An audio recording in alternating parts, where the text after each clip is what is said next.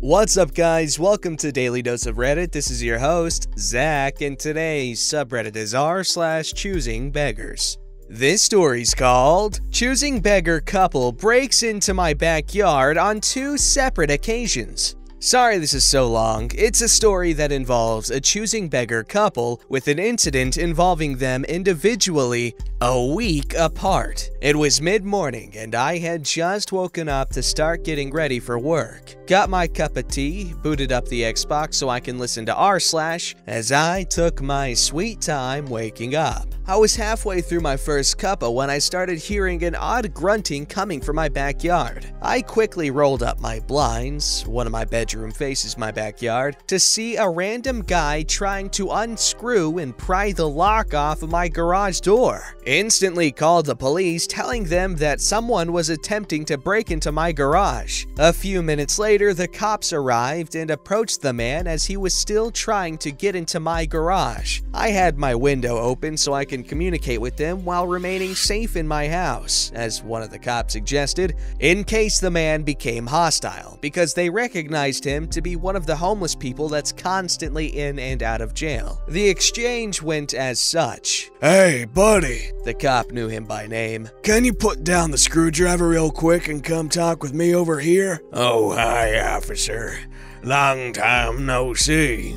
How's it hanging?" "I'm fine. Would you mind telling me why you are trespassing on this woman's property and trying to break into her garage? And do not tell me you didn't see the no trespassing sign on the gate." "Oh, I saw the sign, but I need to get my stuff out." The guy had made a small hole at the bottom of a wall to stash his drugs in my garage the week prior when I was at work late, and now couldn't retrieve them because he couldn't reach them. So naturally, he had to bust the lock to get in. Cop 2 got the keys for me so they can confiscate the drugs, as Cop 1 placed the man in cuffs and asked him why he thought that was a good idea. Homeless dude looked him straight in the eyes and said, "Well, I knocked on the door and no one answered." Cop 1 shook his head, put homeless dude in the back of his squad car, made his report, made sure I was okay, and left me to continue getting ready for work. The story's done, right? Nope. A week later, I had a day off and was fixing some shelves in my kitchen when I hear my dogs going nuts in my backyard. I had the back door open because I was home and thought it'd be nice for the puppers to be able to run in and out as they please, plus it was a nice day for Texas in June. I ignored it at first, thinking they were barking at my neighbor's German Shepherd, since I heard him barking as well, when I suddenly hear a woman yelling at my dogs to shut up. I stop what I'm doing and run out my back door to see what was going on, since I didn't recognize the voice as any of my neighbors. Turns out, my dog is barking at a woman, homeless woman, that was currently wheeling her broken bike in my yard. I look at my now open gate behind her and see the lock cut and on the ground. I put a new lock on the gate after homeless dude. I promptly asked who the hell she was and what in her right mind gave her the idea that she can come in my backyard like she owned it. "Can you put your freaking dogs up before they attack me?" I have 2 adorable floppy ear basset hounds that are more likely to kiss you to death. My dogs are fully in their right to be in their yard and bark at a stranger that's trespassing. "Whatever. My boyfriend left some stuff here, so I came to get it." I was confused. Excuse me? "My boyfriend is in jail now and asked me to get the stuff he left in the garage." It dawned on me. She was homeless dude's girlfriend. Clearly, when he spoke with her, he forgot that the cops had already removed whatever he had stashed when they arrested him. I informed her about the events and told her she needs to leave before I call the cops on her next for trespassing. She was oddly calm out of nowhere. "Okay, but first, do you have a pair of shoes I can use? Mine broke because my bike doesn't have brakes and I literally almost died." She held up a broken pair of flip-flops. I was beyond pissed at this point and was in utter shock at her that she could ask such a ridiculous question. "No!" I snapped. "You break into my yard, tell me to put my dogs up. Your boyfriend not only created a hole in my garage wall that I had to fix because he stashed his drugs on my property. And now you think I'm just gonna give you a pair of my shoes because your dumbass wore flip-flops while riding a bike? Well, you don't have to be rude about it. Besides, my boyfriend is in jail because of you, and you owe me. Also, I have epilepsy, so you have to let me sit here for 5 minutes because I almost died riding my bike that has no brakes. I doubt she actually had epilepsy. I had enough and called the officer that arrested homeless dude. He had given me his number in case of one of homeless dude's friends came around.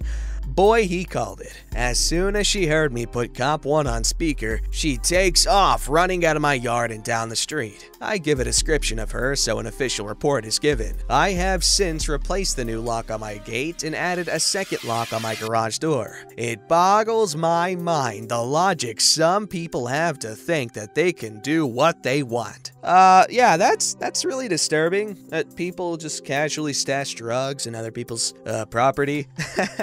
I can only imagine being a woman who lives alone, I'm assuming, and seeing a dude trying to freaking get into her garage just so nonchalantly. That is not okay. This story's called Scumbag Dog Owner. Years ago, a friend of mine got a puppy because his new girlfriend loves dogs. It was a golden retriever, so a generally easy to train dog that's food motivated and a pretty fast learner. He asks if I can watch his dog for a weekend, give or take a few days, because he didn't know how long he'd be out of town visiting his ailing grandmother. I agree and ask about the type of food the dog eats. Table scraps. I ask, what kind of dog food? Table scraps. He eats what I eat. This schlong doesn't even have dog food. He says he feeds the dog canned army surplus chili routinely because he gets 10 cans for $1. I tell him he's going to kill this dog and try to explain about the dog's diet. He agrees to get the dog on regular dog food, but he also sounds like he's not actually gonna do it. The day comes and he drops off this huge fat-ass puppy that farts like crazy and makes this weird noise when it breathes too hard. I basically rip my friend a new booty hole for being a crap dog owner. He leaves and says, I'm gonna get him on good dog food, we're gonna walk him when girlfriend moves in, and blah blah blah blah blah blah, trailed off into bullcrap about being busy with work and depression and other excuses. He later texts me and says the dog isn't house trained. Yeah, thanks for the heads up, cooter face. I figured that out when the dog took a massive chili stank deuce in my bedroom and pissed all over the kitchen. He then asked me to get the dog some toys, start the dog on a pretty expensive dog food, Beneful if I recall, because he did some research and it's the best.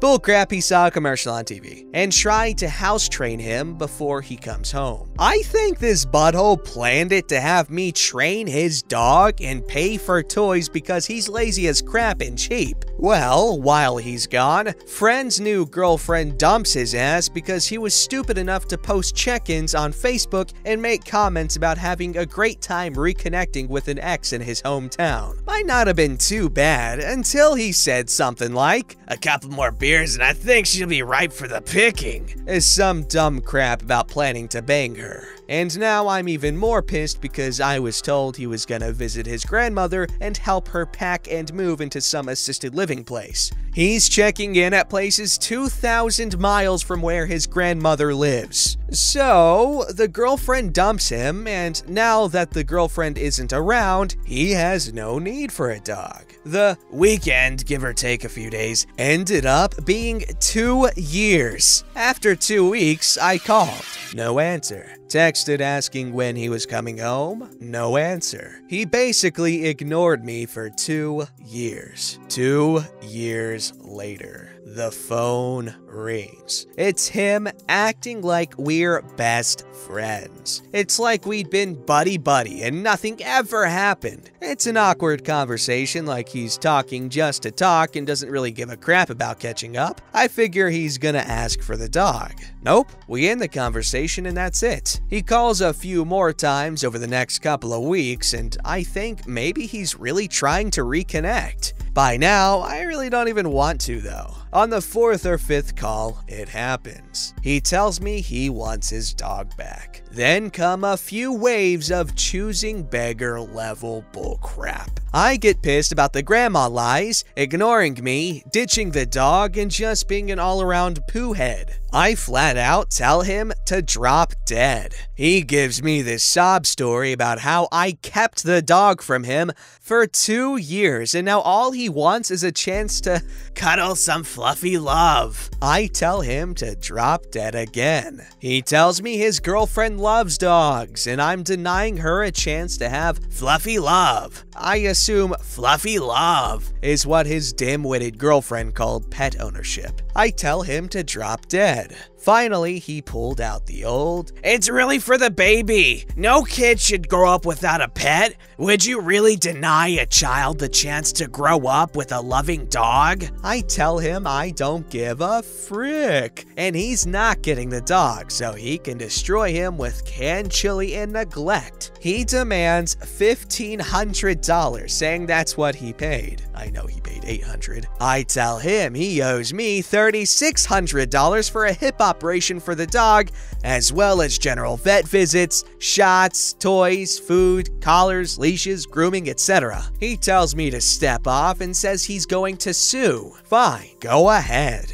Not surprisingly, I never hear anything else about it. I'm sure this fits in r/I am a total piece of crap as well as r/trashy. But I thought it would fit here too, since he expected all this free work, training, paying for toys, paying for food, exercising to get the dog back in shape, etc. I'm proud to report that friend hasn't made contact in several years. Buddy is almost 10 years old, in good shape, and super happy. Wow, 10 years. That's such a cute little story to have for meeting your dog. Aw.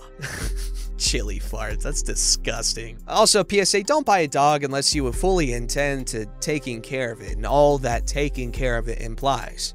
Alright, this story's called Free Gift Wrapping Isn't Pretty Enough. I used to work for an independent family-owned toy store in a fairly affluent area. We did really heavy business on Saturdays because of birthday parties. We had lots of regulars who would swing by on the way to the party to pick up a toy and take advantage of our free gift wrap service. We offered colorful, gender-neutral fish pattern paper, but no ribbons or bows because it would usually come off when the gift was bagged. We had bows for purchase if the customer wanted one, usually between $1 to $3 per bow. It's a typical Saturday around 11 a.m. and the place is packed. It's a tiny store. We have 2 registers. Both are open, but the line still has about 5 people in it. Everyone's pretty chill though. I'm behind the counter doing the gift wrapping. After a year or so at this job, I'd gotten pretty fast. We wanted good quality on the wrapping, but we wanted to get the line moving just as much, so speed was essential. I don't remember what this older Karen bought, but it was for a baby shower.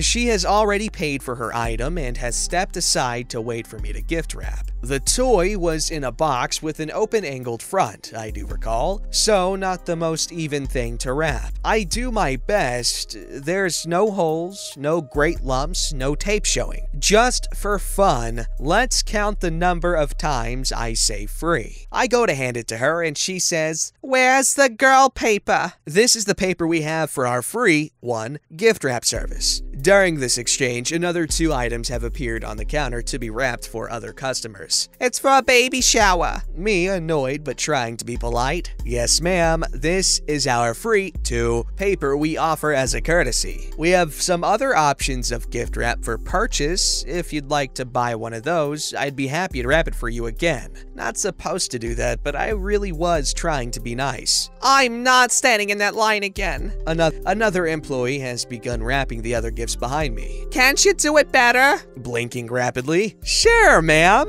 I begin taking off the paper. What a waste! And I pull a new piece off the roll. I have to share the space with the other worker who is helping to keep up with the line, and our counter is tiny, but I manage. "You don't have a box?" "No, ma'am. We don't offer boxes as part of our free 3 gift wrap." I finish the second wrap and again try to hand her the gift. Somehow still smiling. Karen points to the paper. "See how this side sticks up? I don't like that." I only say something because the child's grandmother will be there and I want the gift to be pretty. Is the gift for the grandmother or the baby? Ma'am, I really can't do anything about that due to the shape of the box and the shape of the toy. We do have gift bags for sale if you would like. I could put some tissue in it for you. Again, not really supposed to do that, but we always have tissue paper behind the counter. No, it's fine. Just fix this side. I'll wrap it for free for one more time. At this point, the cashier, who is my boss and the owner of the store, turns to me and says, Don't wrap it again.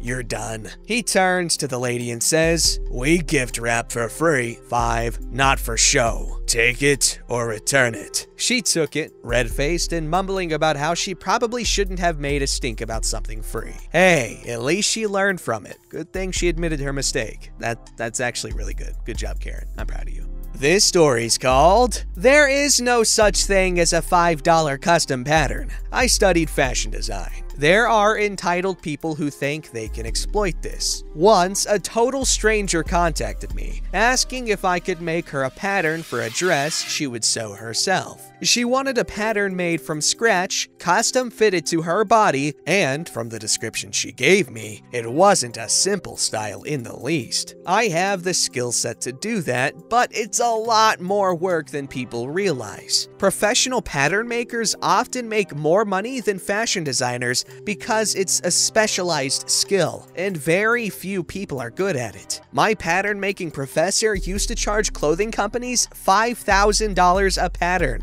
She offered me $5 for what would have been several days' work. I politely explained what custom patterns cost in the real world. She got snotty with me. Blocked. You want a cheap pattern? Go to the fabric store like a normal human being. Warning, most of the patterns cost at least $10 these days. That's interesting. I never would have thought of pattern designers or pattern makers, pattern creators, you know, patterners, making more than fashion designers. I didn't even realize that was a job. I just assumed that the designers did everything, other than the manufacturing maybe. Don't forget to like, subscribe, and hit that bell to never miss an episode.